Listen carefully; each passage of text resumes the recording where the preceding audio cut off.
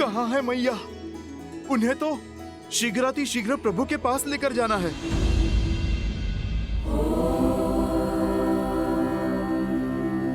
जगत पूजे जगत वंदे सर्वशक्ति स्वरूपिणी पार्वती देवी नमः।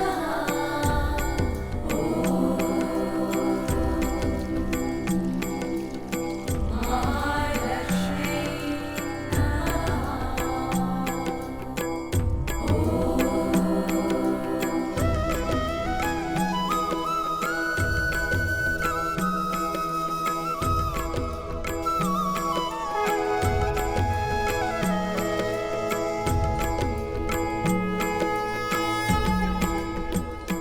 सुनिए,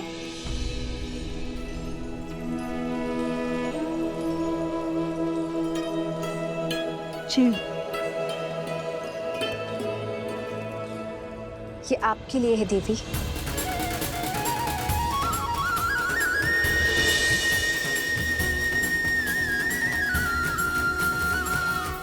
आप मुझे जानती हैं? जिन देवी सीता ने स्त्री की पवित्रता और साहस को नई परिभाषा दी, उन देवी सीता को कौन नहीं जानेगा। ये पवित्र सिंदूर है। श्री राम के राज्य अभिषेक होने के साथ अयोध्या का सोया हुआ सौभाग्य भी जागने वाला है।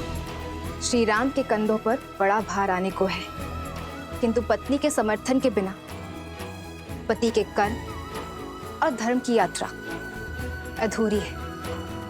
ये सिंदूर आपको सबल करेगा, अपने पति का संबल बनने के लिए भी और आने वाले कष्टों का सामना करने के लिए भी। धन्यवाद। पर आप? गौरी माँ से आशीष मांगा था ना, तो समझो ये उन्होंने भेजा है।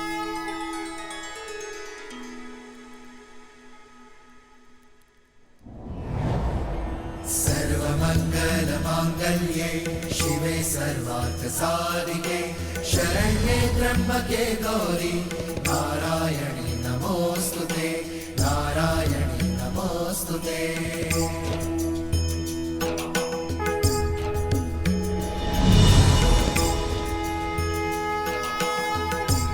ये क्या माता, दान देने के दिन में आप दान ले रही हैं?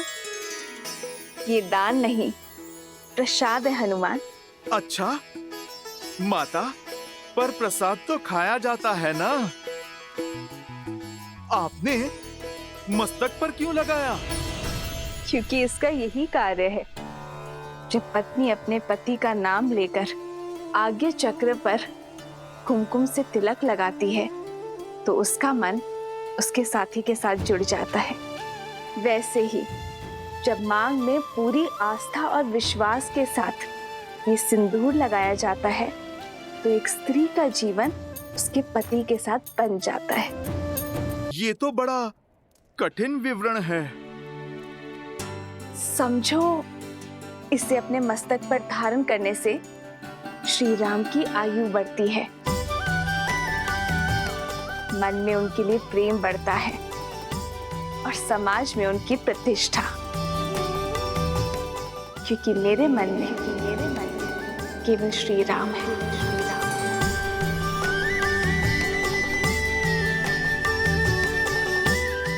माता, आप मन मस्तक की बात करती हैं। इस भक्त के तो रोम रोम में प्रभु राम के लिए प्रार्थना उठती है माते। किंतु यदि मैंने अपने पूरे शरीर पर ये सिंदूर का लेप लगाया, तो ये समाज मेरे पति का उपहास उड़ाएगा, मेरे प्रेम पर हंसेगा।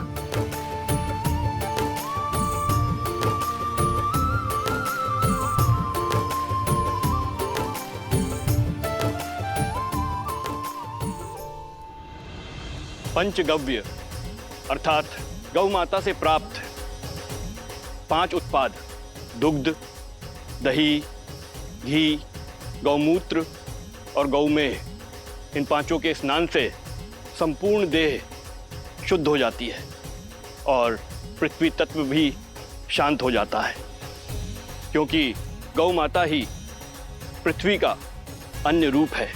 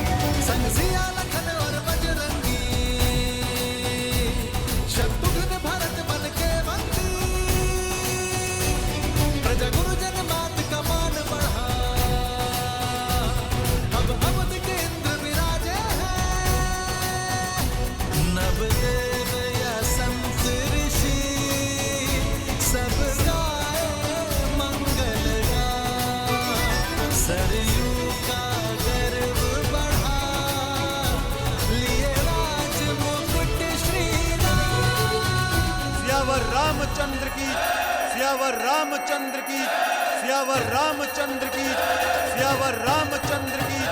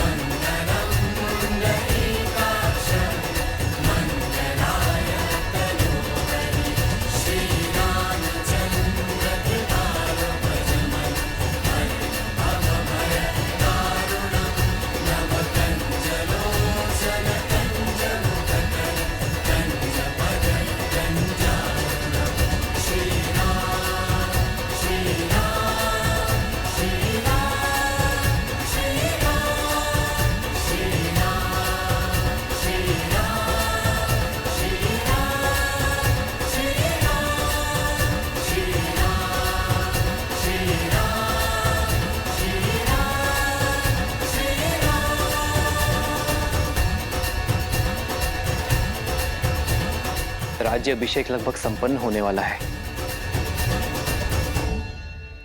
पर मेरा हनुमान नहीं दिखाई दे रहा। कहाँ है हनुमान?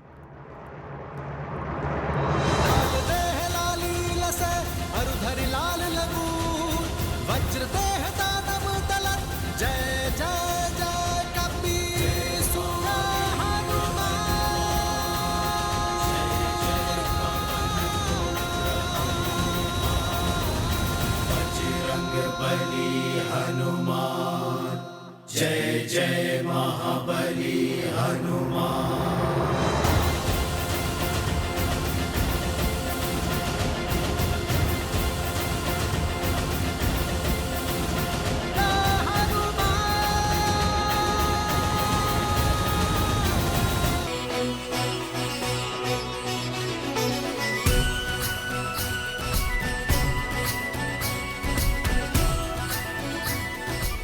सियावर रामचंद्र की, सियावर रामचंद्र की, सियावर रामचंद्र की, सियावर रामचंद्र की।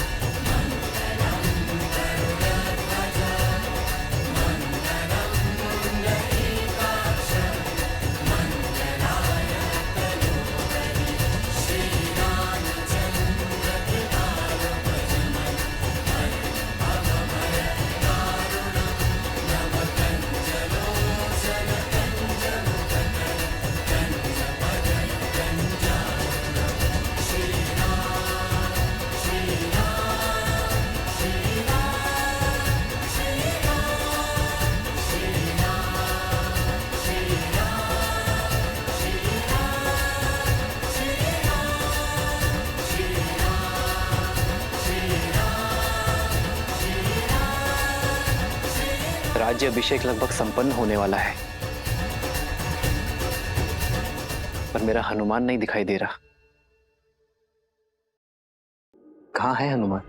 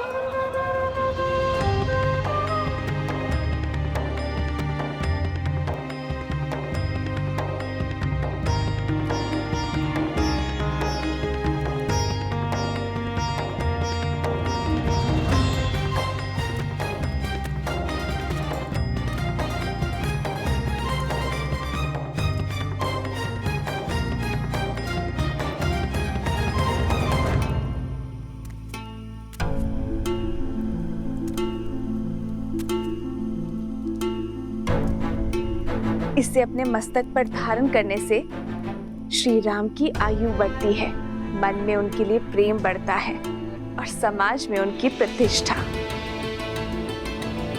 चिंता ना कीजिए, ना मुझे किसी के ठाठ से अंतर पड़ता है और ना ही उपहास से। मेरे लिए मेरे प्रभु का जीवन, उनका सम्मान, उनका मुझसे प्रेम महत्व रखता है। माता, आपने तो मुझे अनोखा मार्ग दिखा दिया। आपके मस्तक पे एक चुटकी सिंदूर लगाने से मेरे प्रभु का सम्मान इतना बढ़ गया। तो माता, आप सोचिए, मेरे प्रभु का सम्मान और प्रभु का मुझसे प्रेम अब कितना बढ़ेगा। क्योंकि माता, मैंने तो अपने रोम रोम को सिंदूर के रंग से रंग लिया है। मैंने तो अपनी पूंछ का भी एक छोटा सा भाग भी नहीं छोड़ा। तो माता, आप बताइए ना, इस लाल देह से मेरे प्रभु का जीवन और कितना बढ़ेगा।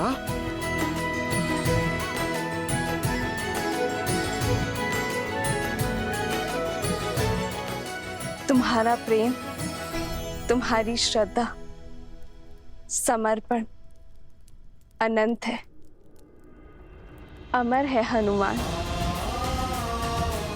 तुम चिरंजीवी रहोगे और जब तक तुम रहोगे, तुम्हारे हृदय में श्री राम का प्रेम सदा के लिए धड़कता रहेगा।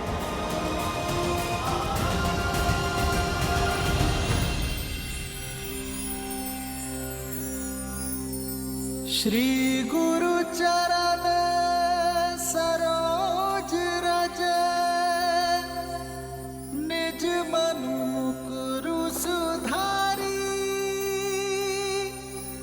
बरनौ रघुबर बिमल जसु, जो दायकु फल चारी।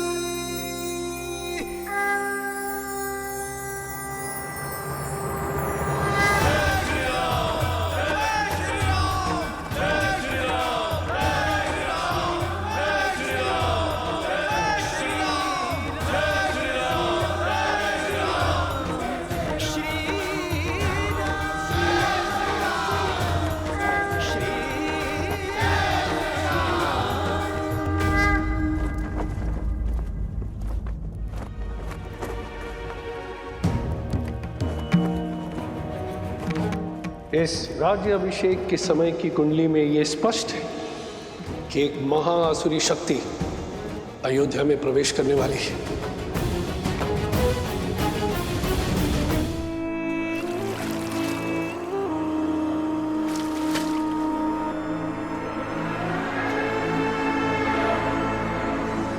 राम, न तुम जीते हो और ना ही ये युद्ध समाप्त हुआ है। युद्ध तो अब पूरी तरह आरंभ हुआ है। मैं तन पर वार नहीं करूंगा राम, मैं मन में घुसकर वार करूंगा। बोलो, कैसे करोगे मेरा संहार? रावण की नाभि का अमृत सूख गया, किंतु प्रजा के मन के विचारों का मैल कभी नहीं सूखता। उसका सामना कैसे करोगे? कैसे करोगे अयोध्या की प्रजा का सामना राम?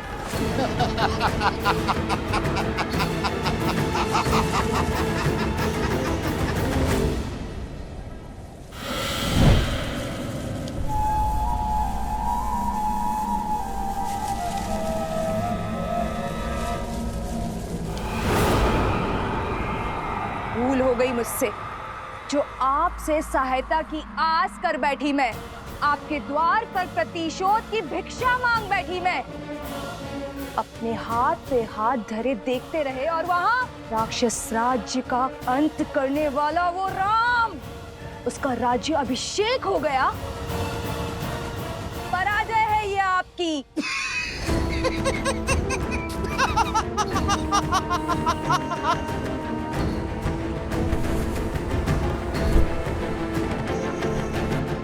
मैं जितना अधिक पराजित होता हूं,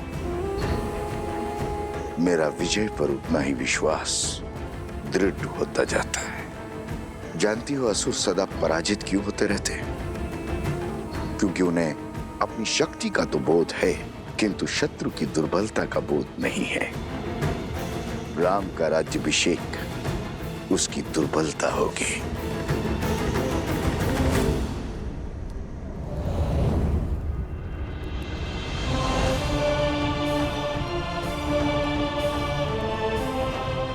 प्रणाम आचार्य। प्रणाम महर्षि। राज्य अभिषेक की कोटि कोटि बधाई हो अयोध्यापति, किंतु हर बधाई के साथ एक चुनौती जुड़ी होती। आपने पापियों का संहार तो किया, पाप का नहीं। दशानन को मारा, मगर उसकी सोच को नहीं। पाप की सोच एक ऐसा छलिया है जो बार बार स्वरूप बदलकर सामने आता और प्रहार करता। मैं वार करूंगा तो राम प्रतिकार करेगा। मैं युद्ध में विश्वास नहीं रखता, मैं हजार छोटे छोटे घाव में विश्वास रखता हूं, और वो घाव मैं उसे नहीं दूंगा, उसके अपने देंगे। और जब घाव अपने देंगे तो लाचार होगा और पीड़ा भी अधिक होगी। अर्थात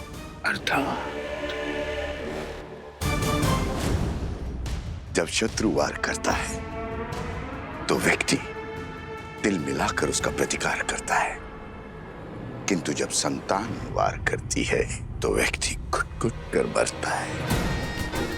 अयोध्या की प्रजा को संतान मानता है ना राम। अब यही प्रजा उस पर वार करेगी। जिसने रावण से लंका का युद्ध जीत लिया, वो अयोध्या की प्रजा से युद्ध नहीं कर पाएगा। अब उस पर उसकी प्रजा से प्रहार करवाऊंगा। अयोध्या के भीतर एक युद्ध होगा जिसे अयोध्या हार जाएगी। अयोध्या की प्रजा के मन में इतना विष घोल दूंगा, इसे राम तो क्या महादेव भी नहीं काट पाएंगे। रावण महान शिव भक्त था, ज्ञान का सागर था, किंतु वो राक्षस सुमाली की राक्षसी वृत्तियों से जन्मा था। राक्षस सुमाली के अन्य पुत्र भी हैं श्री राम, जिनमें न रावण सा तप है और ना ही ज्ञान है, तो केवल कुटिलता। क्षमा करें महर्षि, अयोध्या के उत्तर की ओर भरत भैया है, पूर्व की ओर लक्ष्मण भैया और पश्चिम की ओर मैं और दक्षिण की ओर हनुमान जी है। हम 4 बलशाली अयोध्या के द्वारपाल हैं। हमारे होते अयोध्या को किसका भय? पांव पर पादुका पहनने से, बाहर के कष्ट से बचा तो जा सकता है कुमार शत्रुघ्न, किंतु फोड़ा यदि देह के भीतर से निकले तो क्या करोगे? जब अग्नि घर के भीतर ही लगी हो तो द्वार बंद करने से कोई लाभ नहीं होगा।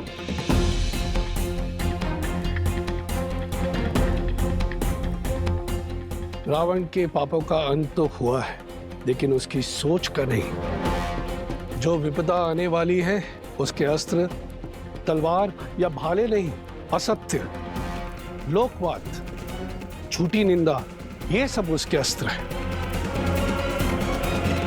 शब्द उसका ब्रह्मास्त्र है। संसार का नियम है, अगर कोई भी असत्य बार बार कहा जाए, किसी की झूठी निंदा बार बार हो, तो वो सत्य लगने लगता है। और यह मनुष्य के स्वभाव की प्रवृत्ति है कि सत्य सामने होते हुए भी वो असत्य की ओर आकर्षित हो जाता है। हर मनुष्य के भीतर छिपी बैठी है असंतोष की अग्नि, इस अस्त्र को विस्फोटक बना देती। जब तक उन्हें मेरी योजना का आभास होगा, तब तक मैं उनका स्वर्ग रूपी संसार भस्म कर चुका हूंगा। मुझे आपकी रणनीति पर बिल्कुल भी विश्वास नहीं है। रावण भैया की शक्ति और साहस का 100वां अंश भी नहीं। अपने शत्रु से 2-2 हाथ करने की स्थान पर जुआरियों की भांति कुचक्र रचना से अंत नहीं होगा उस राम का। शांत प्रिय बहन, शांत। मैं जानता हूं कि तुम्हें मेरी शक्तियों पर संदेह है, इसलिए तुमने अपनी सहायता के लिए किसी और को भी बुलवाया। कौन है वो? हाँ, मैंने सहायता के लिए निस्थल के राजा भस्कर्ण और उनके पुत्र संहादमन को बुलाया है।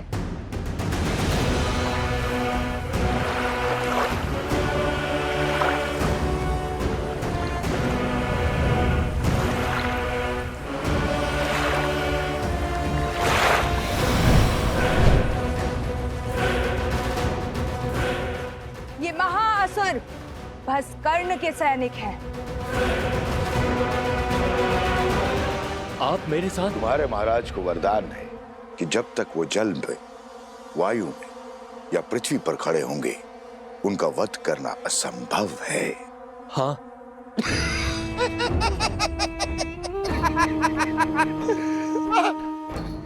जाओ, करो युद्ध, किंतु एक बात स्मरण रहे, राम पर विजय केवल सहस्त्र रावण पा सकता है। जाओ, अपनी योजना को आकार दो।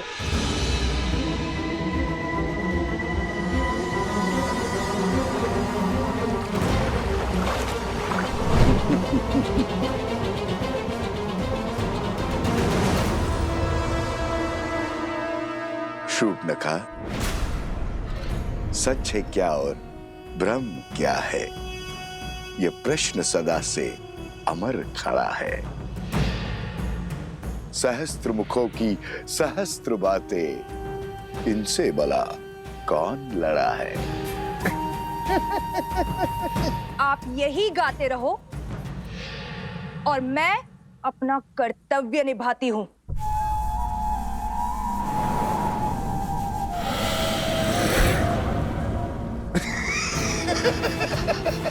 राम राज्य पर अनिष्ट की छाया तक नहीं आएगी महर्षि।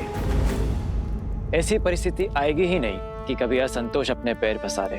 असंतोष ईर्ष्या से जन्म लेता है राजकुमार, परिस्थिति से नहीं। संदेह नहीं है कि श्री राम राज्य को संतुष्ट रखने का प्रयास करेंगे, किंतु राष्ट्र के कोने कोने में सबको सुख और लाभ पहुंचाने में समय लगेगा, और झूठी निंदा, असत्य और संदेह के बीच फैलाने में नहीं। संदेह मन के किसी कोने में छिपकर घास के तिनकों की भांति तनिक सी निंदा से पोषित होकर बढ़ता रहता है और हमारी अनुमति के बिना हमारी मति भ्रष्ट करता रहता है। और यही सहस्र रावण की शक्ति है।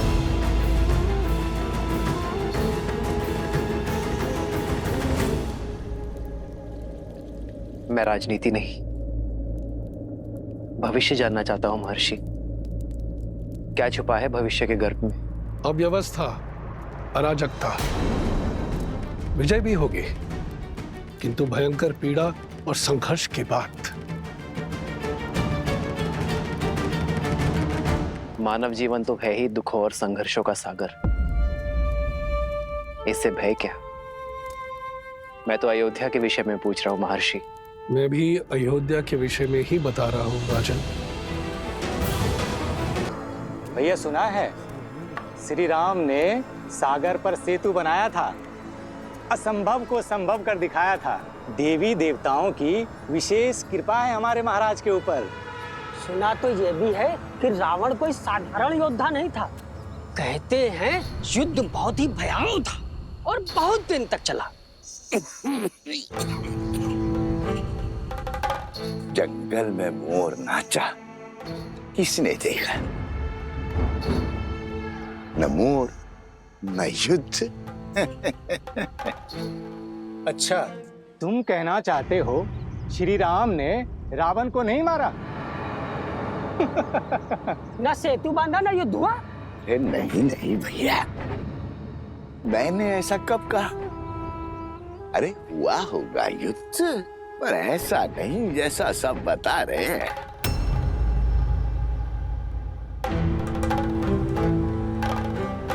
सागर तो पर्वत निगल लेते हैं, और उस पर यदि रावण इतना बलशाली था, 10 लोगों का स्वामी था, तो क्या वो सागर पर पुल बांधने देता? कदापि नहीं। तो क्या हमारे राघव असत्य कह रहे हैं? राम राम राम, ऐसा मैंने कब कहा भैया? अरे श्री राम गए होंगे लंका और रावण को ललकारा होगा, और रावण भी आ गया होगा रणभूमि में, और श्री राम ने एक बाण से उसका वध कर दिया होगा, बस।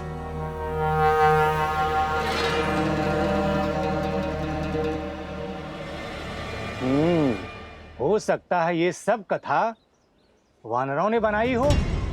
ऐसे ही बात का पतंगड़ बना दिया होगा। सत्य वचन भैया, सत्य वचन। ये कहानी अवश्य वानरों ने बड़ी बनाई है।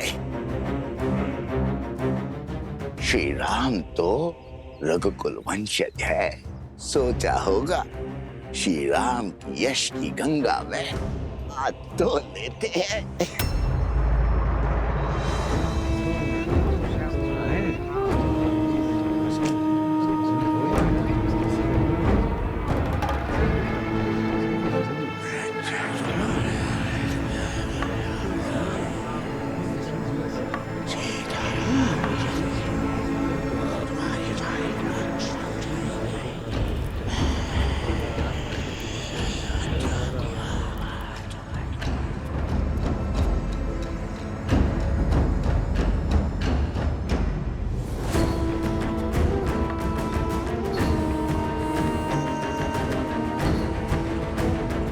उपहास निंदा में बदलेगा और निंदा संदेह में। इस प्रकार सबके मन में संदेह रूपी सहस्त्र रावण बस जाएगा, और संदेह से फैलेगा असंतोष। अब राम को मारने के लिए किसी शस्त्र की आवश्यकता नहीं।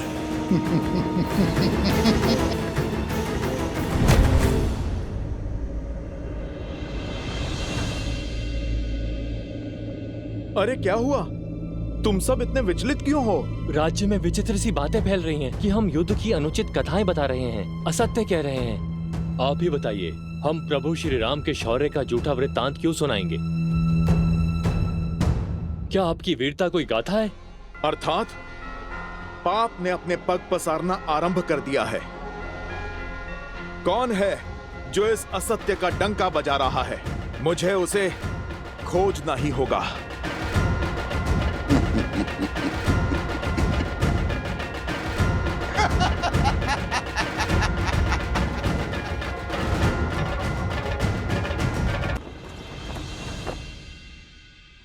बोलो भैया, है कोई प्रमाण रावण की शक्ति का? है कोई साक्ष्य समंदर पे सेतु बनने का? और अगर लंका में आग लग गई थी तो रावण और उसके सैनिक कैसे बच गए? युद्ध कैसे किया? है? बात करते हैं।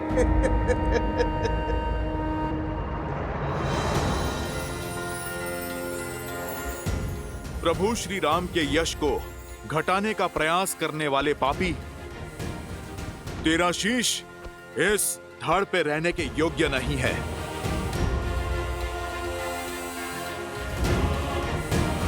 बजरंग बली हनुमान, जय जय महाबली हनुमान।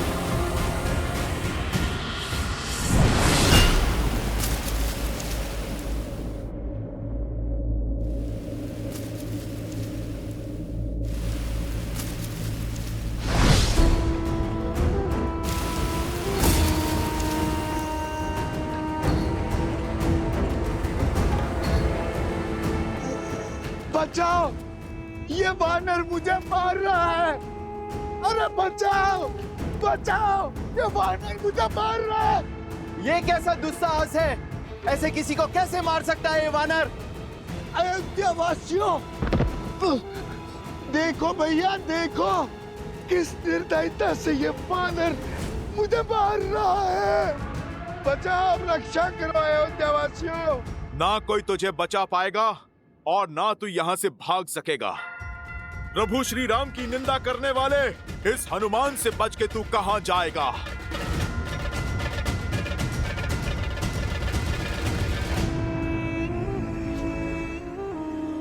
मैं कहां भाग रहा हूं राम भक्त? मैं तो तुम्हें भगा रहा हूं, तुम्हारे साथ खेल खेल रहा हूं। तुम मुझे पराजित नहीं कर सकते। तुम जितनी बार भी मेरा सर धड़ से अलग करोगे, उतनी बार वहां एक नया सर उत्पन्न होगा।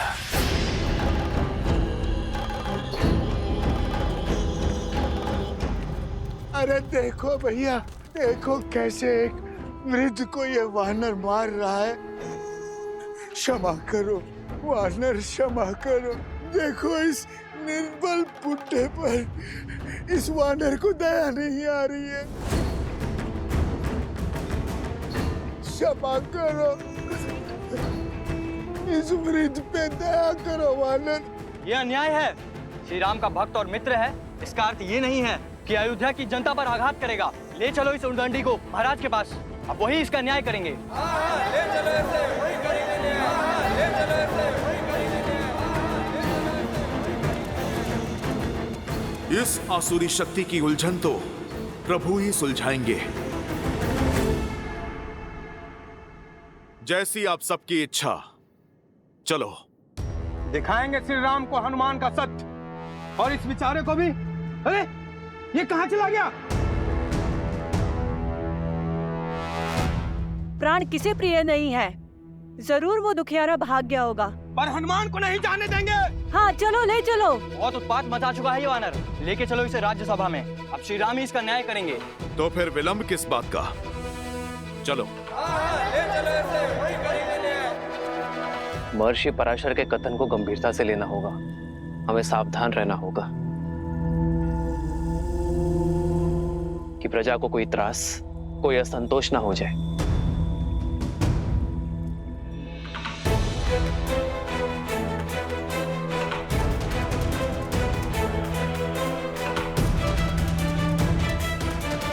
इस वानर ने हम सभी को भयभीत कर रखा है।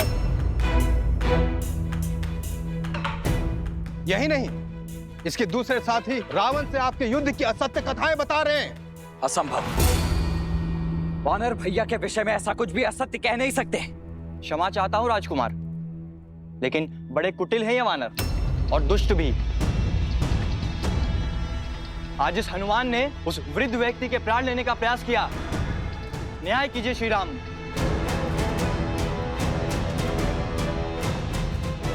प्रभु मैं मौन।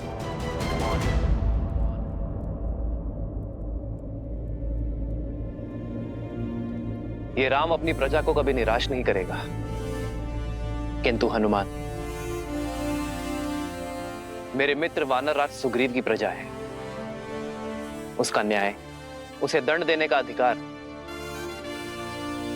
केवल मेरे मित्र वानरराज सुग्रीव को है। अयोध्या वासियों, वानरों की ओर से यदि किसी को भी असुविधा हुई हो तो मैं क्षमा चाहता हूं। मैं वचन देता हूं कि कोई भी वानर अयोध्या के किसी भी वासी को कोई क्षति नहीं पहुंचाएगा और हनुमान को किष्किंधा के नियमानुसार दंड दिया जाएगा। प्रणाम अयोध्यापति।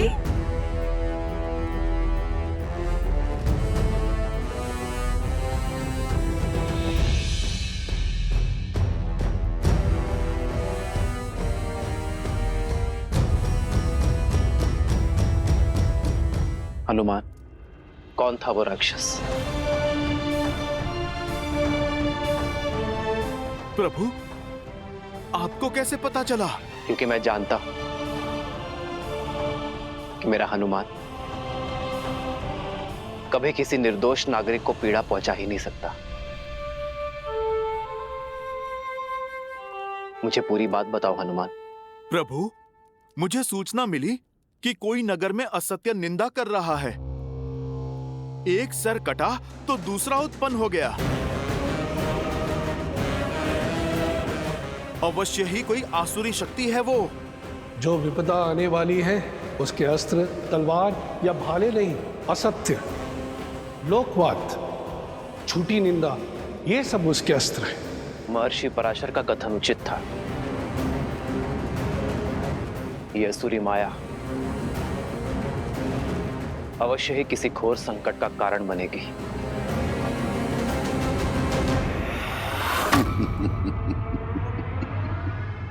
युद्ध तो अब आरंभ हुआ है राम भक्त हनुमान।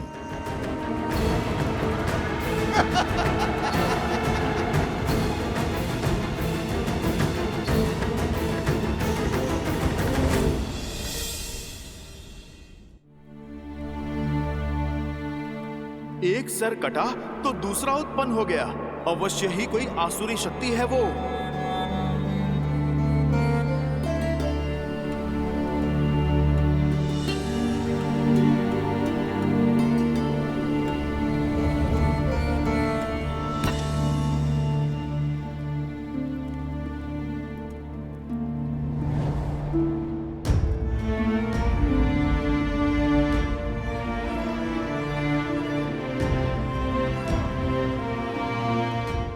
सब ठीक है ना आर्य?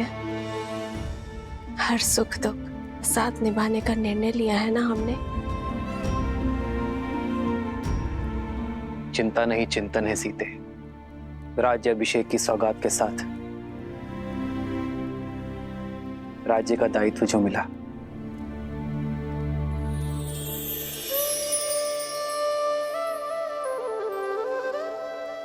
दायित्व तो आपने बिना राजपाट के भी निभाया है आर्य। संसार के हित के लिए संघर्ष किया। जो रावण के नाम की समस्या को समूल निस्तरण कर सकते हैं, वो मेरे राम अयोध्या को भी तार देंगे।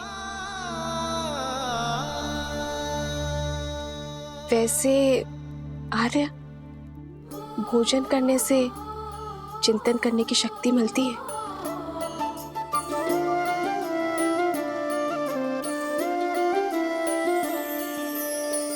जन्म जन्म का है ये संगम, राम रतन सीता वैभव धन।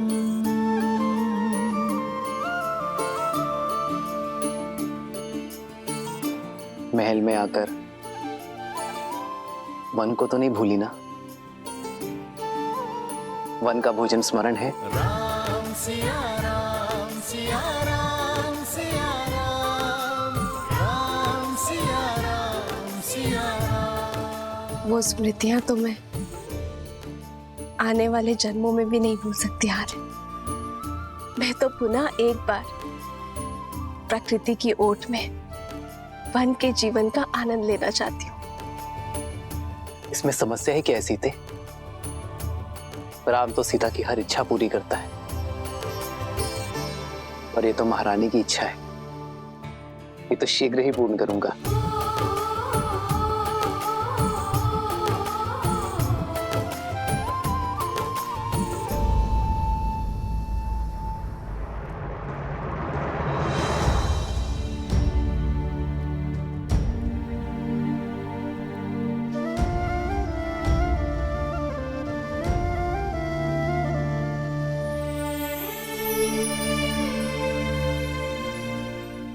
सीते, ये केसर भात तो बहुत ही स्वादिष्ट है। ये तुमने बनाया? कैसे? भात भिगोया, थोड़ा कोमल हुआ, फिर दूध में उसे धीमे आंच में पकाया। फिर जैसे ही थोड़ा पका तो उसमें गुड़, केसर और थोड़ी सुगंध डाली, और फिर उसमें शुद्ध घी मिलाकर उसे धीमे